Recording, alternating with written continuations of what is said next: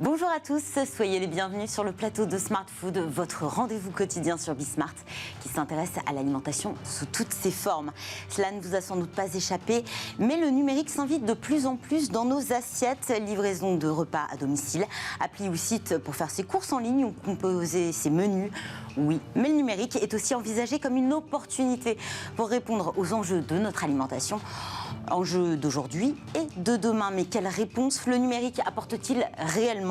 Quel impact sur notre rapport à l'alimentation, sur le contenu de nos assiettes?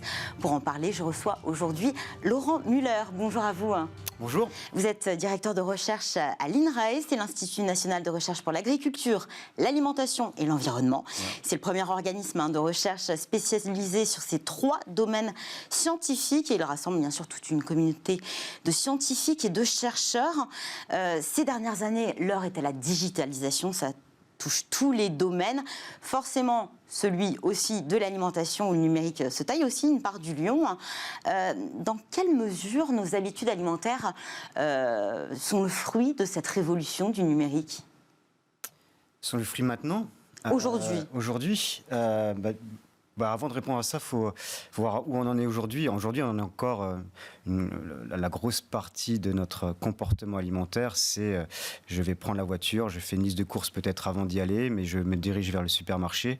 Et là, tout est sous le même toit, c'est-à-dire que tous nos produits sont sur du linéaire. Je passe dans les linéaires, je choisis, je repars, je mets mes courses et je rentre à la maison. Il y a une grosse conséquence, c'est que du coup, en termes de... maintenant, je vais du côté de la production. On a une grosse différenciation de produits. Voilà, il y a juste à voir les linéaires des céréales. On a du mal à faire notre choix. Le numérique, il risque de tout bouleverser cette chose-là. C'est-à-dire que maintenant, le gros apport du numérique, je dirais deux mots, c'est personnalisation et servicisation. Et donc du coup, maintenant, au lieu que ce soit vous qui faisiez le choix, vous allez toujours faire le choix, mais... On fait le choix pour vous. on va peut-être en discuter un peu plus tard, mais on peut faire le choix pour vous. Et surtout, il y a un énorme flux d'informations qui circule.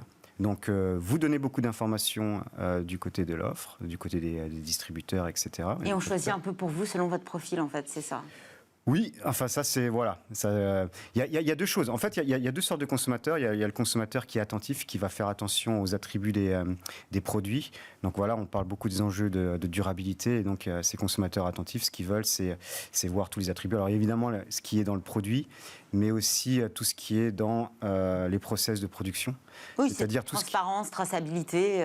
Tous les attributs qui sont non incorporés, c'est-à-dire l'impact environnemental, ils ne se retrouvent pas dans notre verre de lait, mais par contre dans le processus de production. Par exemple le fair trade, d'accord, de la façon dont on traite et tous ces attributs, va pouvoir nourrir ces consommateurs attentifs. Donc ça, c'est plutôt une bonne chose. Après, évidemment, il y a la personnalisation, c'est-à-dire les recommandations. Et donc, du coup, le numérique peut créer des algorithmes et avec du big data, on va mieux connaître vos préférences que vous les connaissez vous-même. Et donc, du coup, le bon côté de tout ça, c'est que ça réduit le coût de recherche, si ça marche bien. Mais en revanche, si ça ne marche pas si bien, on peut vous mettre sur des voies, sur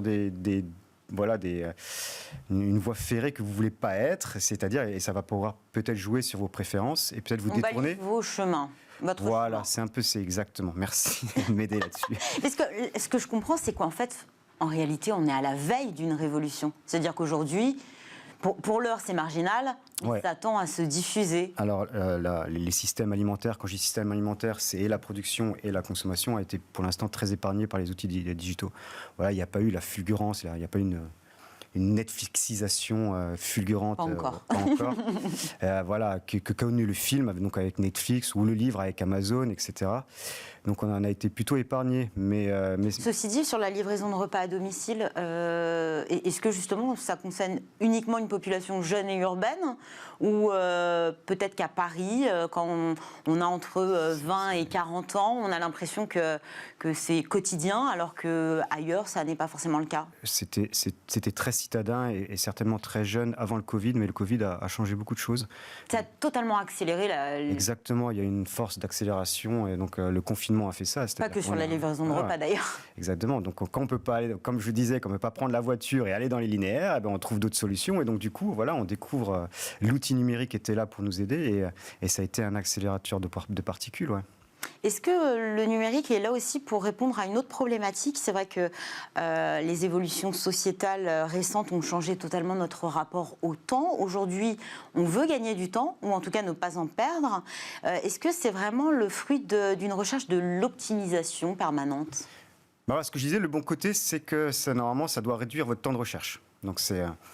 Ah oui, j'avais dit, il y avait 2 mots, personnalisation et servicisation. C'est exactement ça, la servicisation. D'accord? C'est, pour bien expliquer la servicisation, c'est qu'on ne vend plus un produit, mais on vend un service. Un exemple concret, c'est par exemple Michelin. Michelin ne vend plus des pneus, mais vend des kilomètres parcourus. Donc c'est presque poétique. Voilà, dans l'alimentaire, on va plus vous vendre des produits, mais on vous rend un service, c'est-à-dire installez-vous dans votre fauteuil. On sait ce que vous voulez. Ou alors vous nous dites ce que vous voulez, mais on va vous aider dans vos choix. On s'occupe de tout, on va faire ça dans les dark... C'est une expérience finalement qu'on nous vend. Exactement, le service c'est un peu une expérience.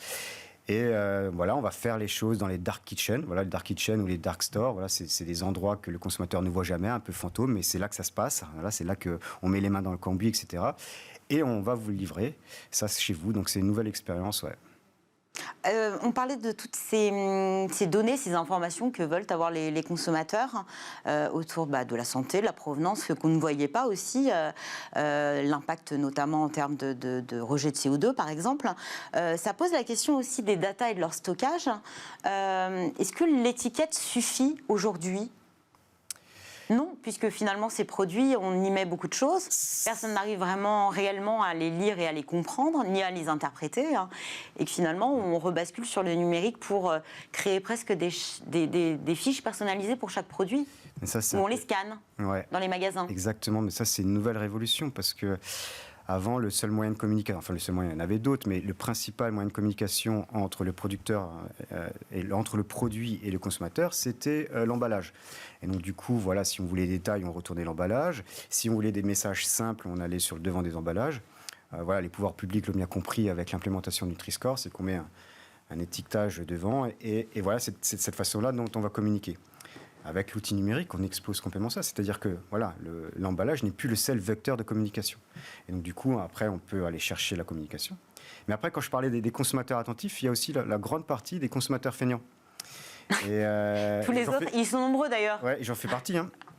Mais ceux-là, en fait, ce qu'ils veulent, c'est pas mettre trop d'efforts cognitifs dans les choix. Donc moi, voilà, je suis pour moins d'impact environnemental, moins d'impact CO2, je suis pour le fair trade, tout ça. Mais au bout d'un moment, tous ces attributs vont peut-être pas souvent dans le même sens. Et donc, du coup, il faut faire des choix. Il y a des arbitrages à faire. C'est pas des choses qui sont très simples. Et donc, du coup, si jamais, dans la servicisation, on va vous faire des recommandations, on va faire ces arbitrages pour vous, eh ben voilà, je vais peut-être le prendre. Mais après, comment on fait ces arbitrages? Et quand on dit faire des arbitrages, ça veut dire, par exemple, donner une indication. Est-ce que ce produit est bon ou pas? Moi, c'est toute l'information que je veux. Est-ce que le produit est bon ou pas? Alors, si je suis un attentif, je vais un peu plus rentrer dans le détail. Mais si je suis un peu feignant, comme je l'ai dit, moi, je veux juste savoir si le produit est bon ou pas. Bon ou pas, c'est compliqué, parce que derrière, il y a plein d'attributs.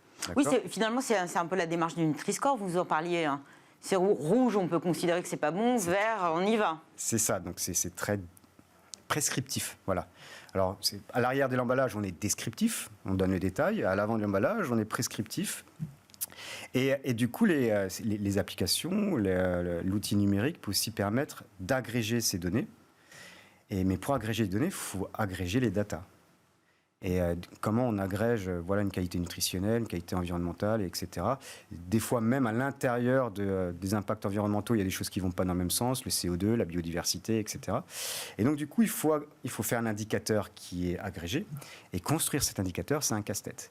Et alors, soit on est bienveillant et puis on essaie de faire au mieux, ou soit on est malveillant et on peut pondérer cette agrégation de manière, encore une fois, à diriger les consommateurs vers là où on veut qu'on les emmène. Donc il y a toujours un peu l'opportunité, c'est la réduction du coût de recherche. Le risque, c'est peut-être entre guillemets une manipulation, qu'elle soit consciente ou inconsciente. Mais finalement, le numérique, il permet aussi aux industriels, producteurs, de créer le lien davantage avec le consommateur. Ah oui, comme je disais, les informations, c'est pas seulement du producteur au consommateur, mais c'est aussi l'inverse, c'est-à-dire du consommateur au producteur. Et le producteur peut se nourrir des demandes et du coup répondre mieux aux attentes du consommateur. Mais ça permet vraiment aussi aux consommateurs d'avoir finalement davantage la main sur le contenu de l'assiette. Est-ce que l'assiette est presque augmentée ? Alors ça, c'est une excellente question. Je vais faire un parallèle avec Amazon. Donc, quand vous cherchez vos livres, avant, quand vous allez à la bibliothèque, vous aviez une... On regarde les tranches. On regarde les tranches. Et évidemment, dans la bibliothèque, il n'y a pas tous les livres. Et là, Amazon est arrivé. Et là, c'est pas juste un linéaire, mais c'est tous les livres du monde qui sont à votre disposition en portée de main. C'est Ça top. donne le tournis. C'est top, mais exactement. Mais après, trop de choix tue le choix, on dit souvent. Et donc, du coup, qu'est-ce que va faire Amazon? Il va essayer de vous diriger là où vous souhaitez aller. Il y a les suggestions en bas. Il y a les suggestions, etc., etc. Maintenant, la vraie question, c'est est-ce que la suggestion, c'est vraiment le livre que je voulais vraiment, profondément? Ou alors, je vois cette suggestion et je me dis, ouais, pourquoi pas, de toute façon, j'ai pas envie de perdre du temps à voir ça. Amazon doit savoir ce qui est bon pour moi, je vais le prendre. Et donc, du coup, je suis dirigé vers une option. Est-ce que c'est celle que j'aurais pris sans l'aide d'Amazon? On ne sait pas. Voilà. Peut-être pas. Et on ne saura jamais d'ailleurs. Si, on va. Bon, si on est des chercheurs, c'est pour chercher. Je n'ai pas dit qu'on va trouver, mais en tout cas, c'est des questions intéressantes. C'est est-ce qu'on réduit simplement la recherche, le coût de recherche, ou alors est-ce qu'on change les préférences? Et si on change les préférences, je vais encore faire le parallèle avec Amazon, mais si toujours Amazon propose des livres selon ce que vous avez lu, est-ce que vous allez explorer des choses que Amazon ne va pas vous proposer? Et pour l'alimentaire, c'est la même chose. Mais est-ce que ça ouvre pas finalement le champ des possibles? Ça ouvre le champ des possibles, mais si on vous met sur des rails, est-ce que vous regardez quoi? Si on vous fait trop de recommandations et que vous perdez l'appétit pour chercher, est-ce que vraiment vous allez explorer? Finalement, à quelles conséquences on peut s'attendre? Je dis bien on peut s'attendre, pas que l'on peut déjà observer dans le contenu de notre assiette, plus de diversité, moins peut-être? Alors je sais absolument pas répondre à cette question, mais c'est une question intéressante en tout cas. Ça fait un bon sujet de recherche. C'est voilà, qu'est-ce qu'il y a dans les assiettes maintenant avec les outils digitaux? Pour l'instant, encore une fois, c'est ce qu'on disait au début. On voit bien qu'il y a une croissance de l'utilisation des outils numériques, voilà. Mais la foodtech se développe largement d'ailleurs. Voilà. Après, je sais pas comment. Voilà. Si je fais un peu d'introspection, moi, chaque fois que j'utilise mon application pour aller manger, je prends les mêmes choses. Voilà, les choses qui m'ont plu, et puis je reste dessus. Moi, je suis un mauvais exemple. C'est une routine rassurante aussi. Ouais, donc moi, je suis très routinier sur c'est pas bien, c'est pas bien du tout. Mais je suis pas sûr que les applis m'ont aidé. J'étais déjà routinier avant, mais je suis pas sûr. Je pense que ça m'a rendu encore plus routinier. Mais voilà, comme on dit en économie expérimentale, une observation n'est pas une généralité. Donc, mais c'est quelque chose vraiment à creuser. En tout cas, c'est un enjeu. C'est de savoir. C'est ce qu'on appelle le répertoire alimentaire. En fait, plus le répertoire alimentaire, plus souvent on a une nourriture qui est saine. C'est-à-dire, et par contre, si on mange toujours la même chose, c'est jamais bon. Vous reviendrez peut-être nous donner les conclusions de vos prochains travaux de recherche. Dès que j'aurai les financements pour le faire. Eh bien, allons-y. Appel à financement sur Bismart. Laurent Muller, merci beaucoup. Je rappelle que vous êtes directeur de recherche à l'INRAE. C'est la fin de cette émission. Merci à tous de nous avoir suivis. Merci à toute l'équipe qui m'a accompagnée aujourd'hui. Je vous donne rendez-vous demain pour un nouveau numéro. Excellente journée sur Bismart. À demain.